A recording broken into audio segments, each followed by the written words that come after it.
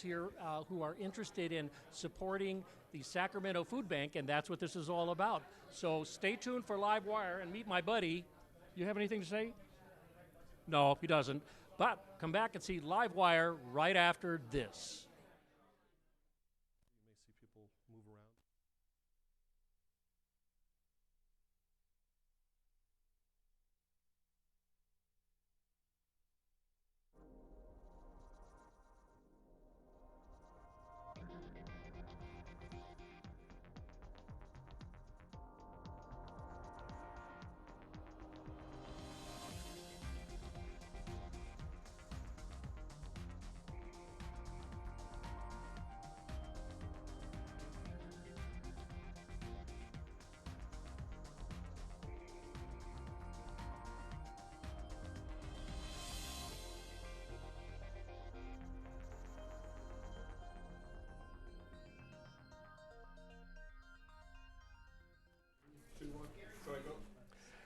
Well, good evening, and again, welcome to Access Sacramento's Live Wire. I'm Gary Martin, and what a wonderful day and a wonderful experience to be at the Julia Morgan House here in Sacramento, where we're hosting, along with Assemblyman Kevin McCarty and City Councilman Eric Guerra, the second annual toy drive benefiting the Sacramento Food Bank.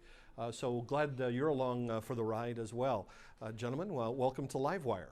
Thank you. Thanks. It is our second annual event together, and benefiting the Sacramento Food Bank with both toys and food here today.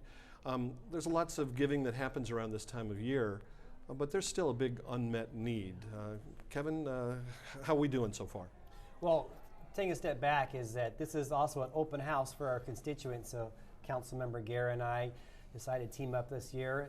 This is my second event, one of the councilmen to join this year. So we want to invite the community who live and work in this great city of Sacramento to come by and talk about things we're working on. But also we said, a holiday reception, but also giving back. And so, 1 in 3, 1 in 4 kids, something like that here in Sacramento live in poverty. And while we're having a great holiday, some families are in need. And so we wanted to do something that's really tangible. So we're raising some money and getting some toys here tonight. Going to go to needy families through the Sacramento Food Bank.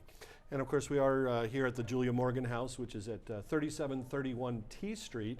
And this event, which is live right now, will continue until 8 o'clock. So you'll be able to stop by and make a donation perhaps, and more importantly to get to meet some of your neighbors in East Sacramento and the Elmhurst area. We did mention unmet needs just a little bit. Thank you for responding to the 1 in 3 out of the Sacramento area. Councilman Guerra, homelessness, the needy are big on the council's agenda every year.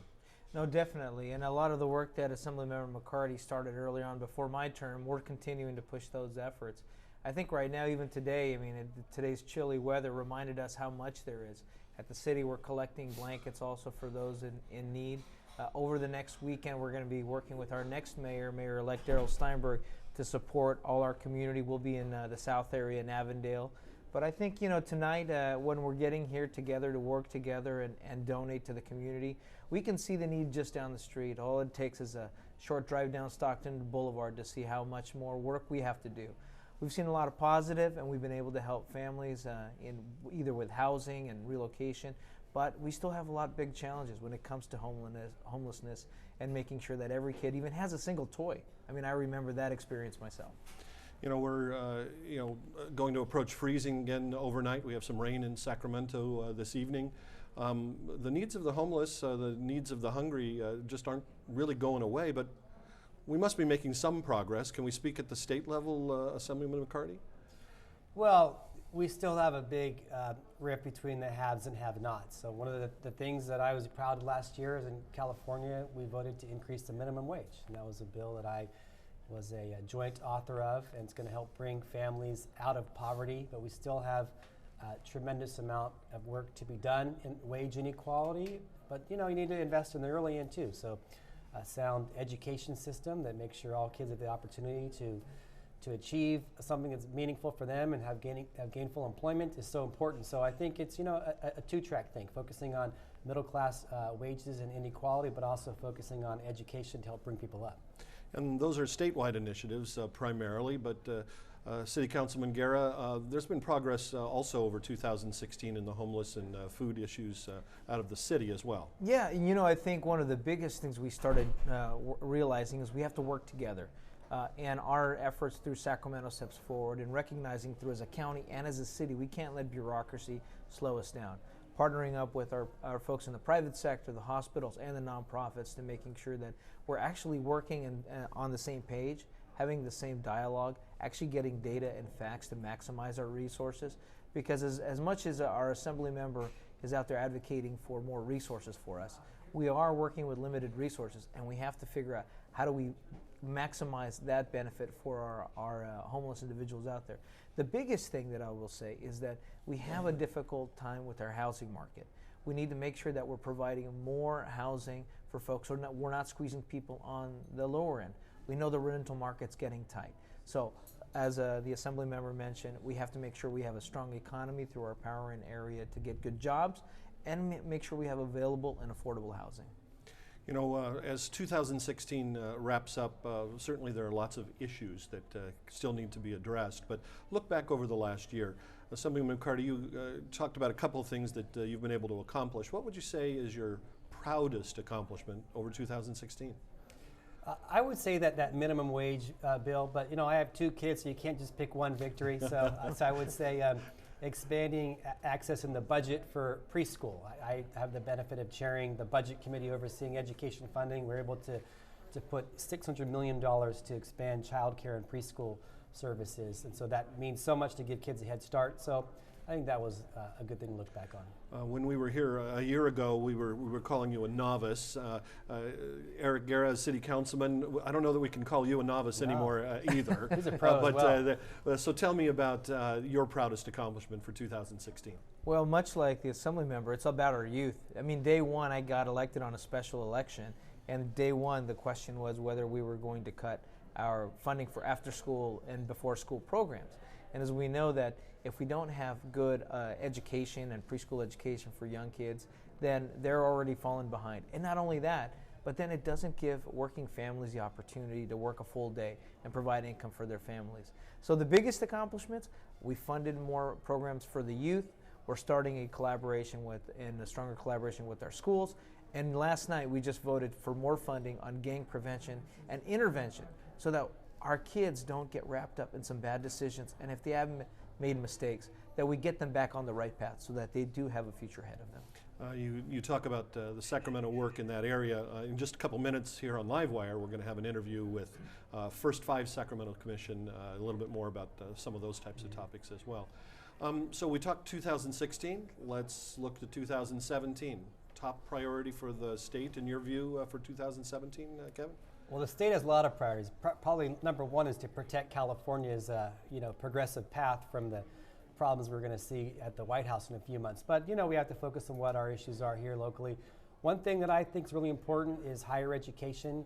College is the great equalizer to get a good job today. All candidates running for president spoke about it. So I'm going to be working on rolling out a plan for having more debt-free higher education here in California. Are we talking scholarship programs or to be determined? To be determined, loan forgiveness, scholarships, grants, but allowing Californians to go to college without graduating with $25,000 in debt, hindering the ability to buy a home, start a family, and have a good start with a job and a career. And then turning to Sacramento, of course, you have lots of initiatives. Give me the quick 15-second answer here. Well, got to continue on economic development. We did a lot in the downtown area, but what we need to do is all our other areas like the Power End Corridor and making sure we have more jobs other than minimum wage jobs that can provide a good living wage. Gentlemen, thank you so much for being here. As we move along in LiveWire, we have some footage that comes from an event right out of your district. Well, both of your districts really for where we are. Councilman Guerra and the Parks and Recreation Department down at the Coloma Center on Saturday hosted the tree lighting and the event Snow Much Fun. Let's take a look. This Saturday was our annual Snow Much Fun event that's put together by Council District 6 and the employees at the Coloma Community Center. It starts with the tree lighting put together by Councilmember Eric Guerra. The Sacramento Fire Department drops off Mr. and Mrs. Claus in front of the building. right before the tree is lit. Then we proceed and go ahead and light the tree. Once the tree is lit, all the fun and the activities start to take place inside the building. We offer arts and crafts, games. We display the different types of activities that we host at the Coloma Community Center on a daily basis. So we have dance classes, we have tumbling classes that were on display that night, and then we also have Mr. and Mrs. Claus that the children are able to visit with. This event continues to grow and strengthen the bonds between the City of Sacramento, the Council District, and the residents. It's something that we look to continue to do as an annual event. Volunteers are always appreciated. This year we had AmeriCorps come out and help us out, run the activities, the games, and they're a huge part of that, along with all of our City of Sacramento staff at the Coloma Community Center.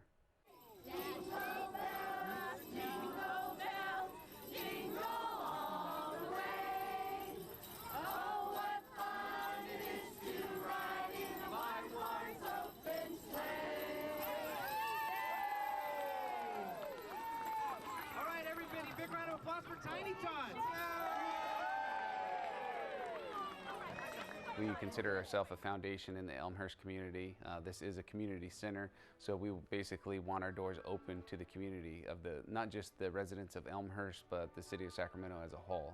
We like to stay connected and as an active part of the community. So this is something that we feel like, with the holidays quickly approaching, allows us to be an important part of that for all the residents. What a great event at the Coloma Community Center. We're live tonight at the Julia Morgan House, 3731 T Street, for an open house with Assemblyman Kevin McCarty and Sacramento City Council person Eric Guerra. For more on that event, where there's a much more lively crowd, let's go out to Ray Tatter at the front of the house. Hey, if you've tuned in to LiveWire, we're in the beautiful Julia Morgan House, which is a beautiful building built in, what did you say, the 1910? 1921 to 24. 1921 to 24. She also built about 900 buildings in the greater California area. She's the first woman architect of California, and she built the famous Hearst Castle, right? Right. Yeah.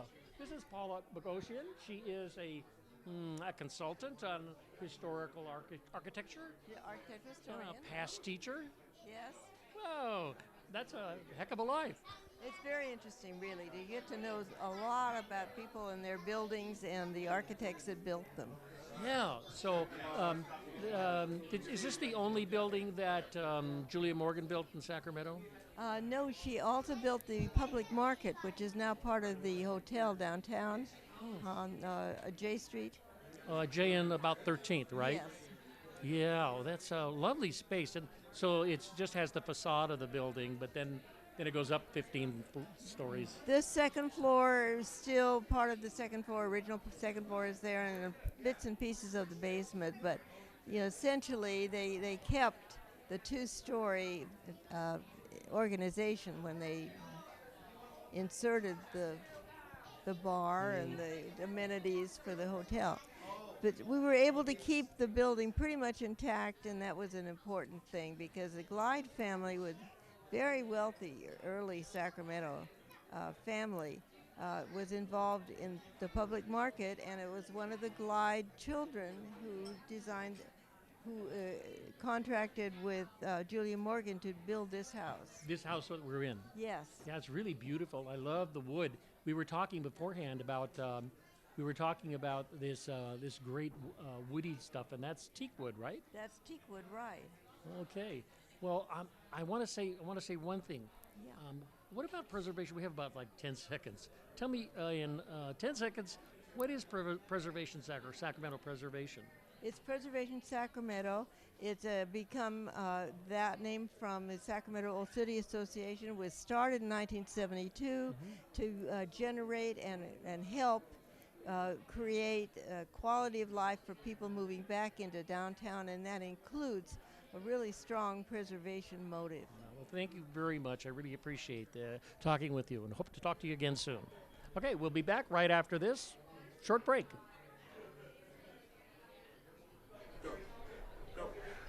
Good evening again, and welcome back to LiveWire. I'm Gary Martin, and we are here with another interesting kind of topic as we look at this open house and toy drive, because it's all benefiting the Sacramento Food Bank. And we're joined by Genevieve Levy, who is the Program Director of Family Services. I know, very long title. One of the programs for the Sacramento Food Bank. Thank you for coming back to LiveWire. Yes, it's been an incredible year. So we actually have 15 programs and services. Half are in coordination with our food bank services and half are our family services. And I'm the Director of Family Services.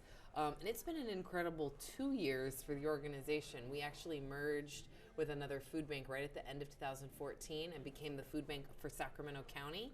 And we're serving 150,000 people every month in our community. It's just astronomical. Which is huge, and you opened a new building as well. Yep, took over a facility in Del Paso Heights for our food bank services, and then built a new building in 2012 in Oak Park, and just renovated this year our old facility, the Arata Brothers building in Oak Park this year.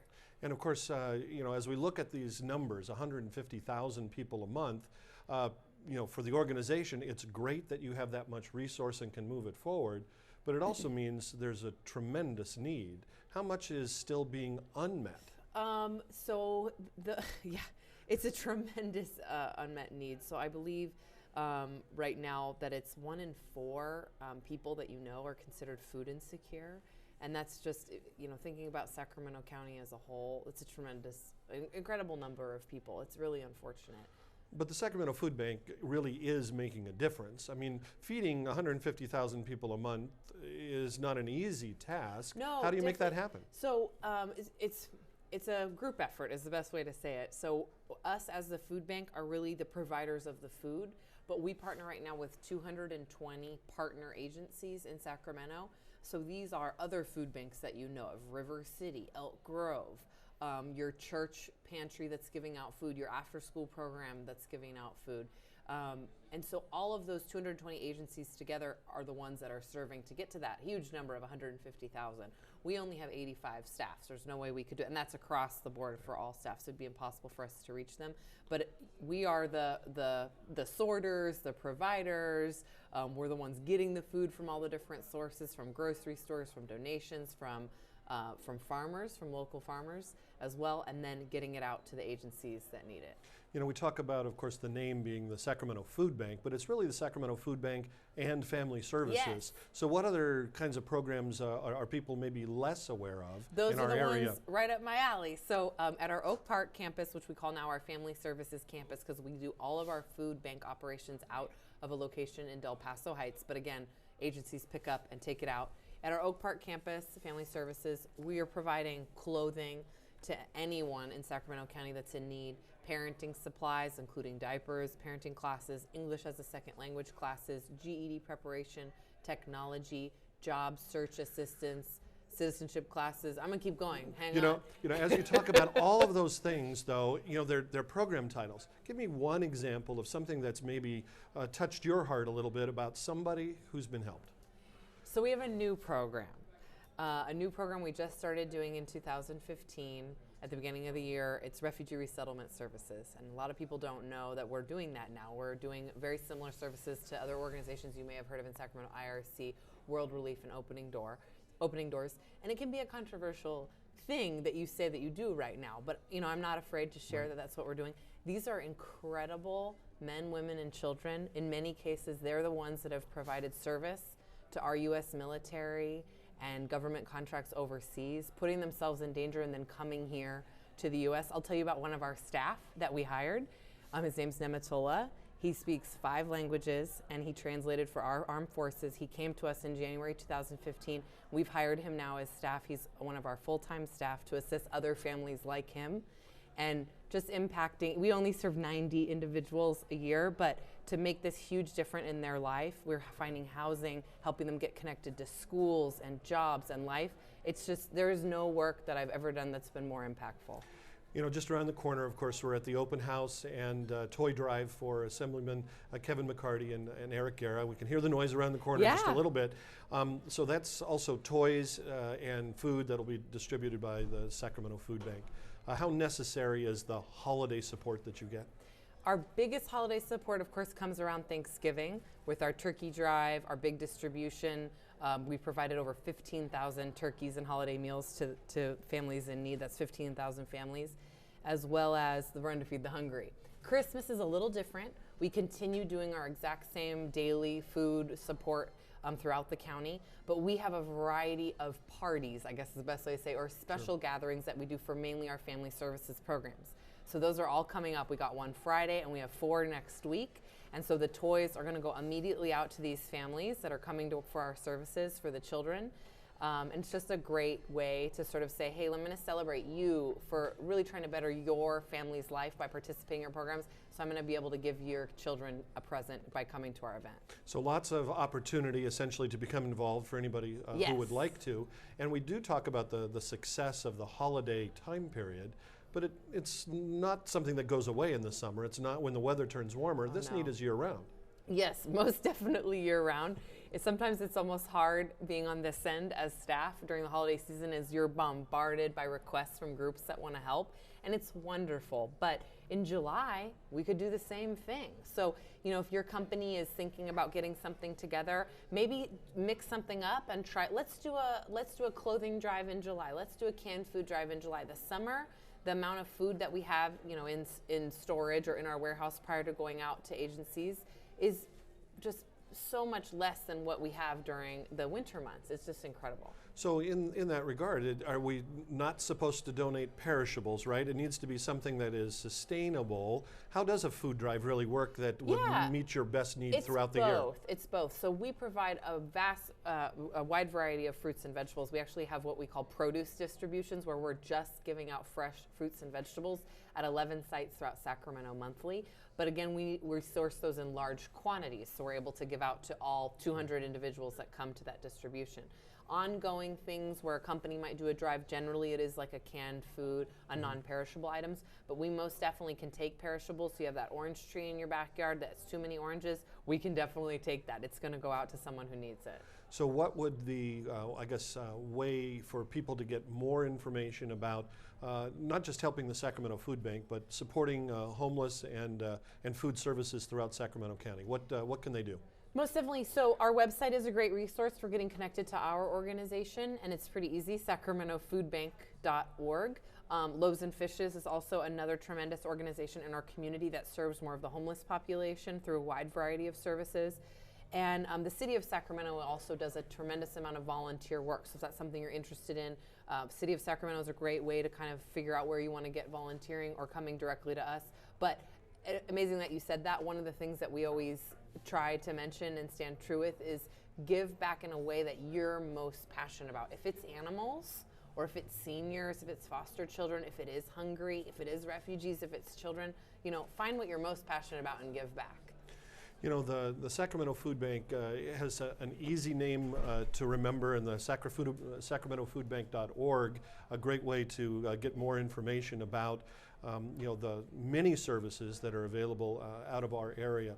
If you were to look at the family services side, you talked about the new program, the refugee program. What's the oldest program that has had the most success? Oldest program on the family services has had the most success. That's super interesting. I'm going to say probably adult education, because I know that started very humbly with teaching adults how to read when we were just a soup kitchen back in 1976 in the basement of Immaculate Conception Catholic Church. And now it's grown to something so much more where we're helping people get their GED, helping them hone their interview skills, look for jobs, learn technology skills, get certificates for Microsoft Office Word. It's just gone so far. Genevieve, thank you so much. You're welcome. I can talk forever. For being here. Oh no, it's wonderful to hear about all the wonderful things that are happening. You're watching LiveWire on Access Sacramento. Ray Tatter is our host. Okay. Yeah, you're here to support. This is actually a fundraiser for Sacramento Food Bank. Okay, yes, it's Ray Tatter, and we're live on LiveWire. And with me in the studio here, which is the great preservation building built by Julia Morgan. With me is Erin Maury. You're on the board of directors of First Five Sacramento, right? Oh, I serve on their staff for First Five Sacramento. Staff. Yes, And yes. what do you do on the Are staff? you familiar with First Five Sacramento? Yes, well, I know about First Five California, and it's about the same thing. It's about supporting the development of bright and wonderful, charming children. Yes, it's all about the first 5 years. So we realized that 90% of the brain develops in the first 5 years. So First Fives were created throughout the state, one in every county, to support the healthy development of children in the first 5 years, making sure they get a good start in life. So I have the opportunity to do their communications and work on programs in our community.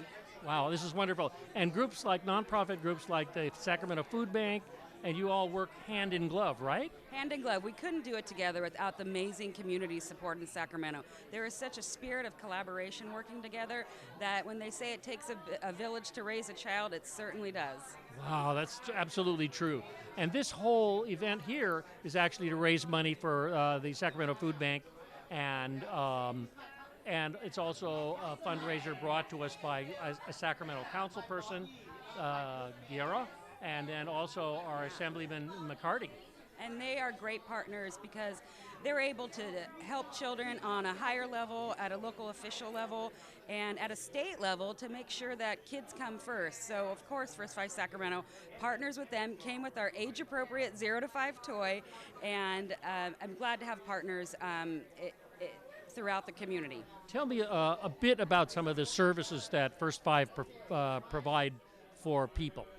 Well, look at it as surround sound services, from health to dental to family programs to community engagement, anything that can make a child start kindergarten healthy and happy, ready to learn. So that will also involve early learning programs, childcare, preschool, anything that makes the first 5 years important for their growth. And if someone's interested, they could just Google the words first, the number 5, Sacramento, right? You can find us at first5sacramento.net, or better yet, join our conversation online. We're on Facebook, Twitter, Instagram, Pinterest, and we would love for you to join that community. Yeah, and learn more about, because I noticed on your website it said prenatal through 5, and I thought that was really interesting. Because that's where it starts, in the womb, and we have a great program just for women, sachealthybaby.com. Check that out, because it does begin in the womb. It's birth through age 5 and beyond, and we want to make sure these kids get a good start. Good, thank you, Erin Maury. Thank you so much for talking to me. Thank you for having me. All right, have a happy holiday. Same to you.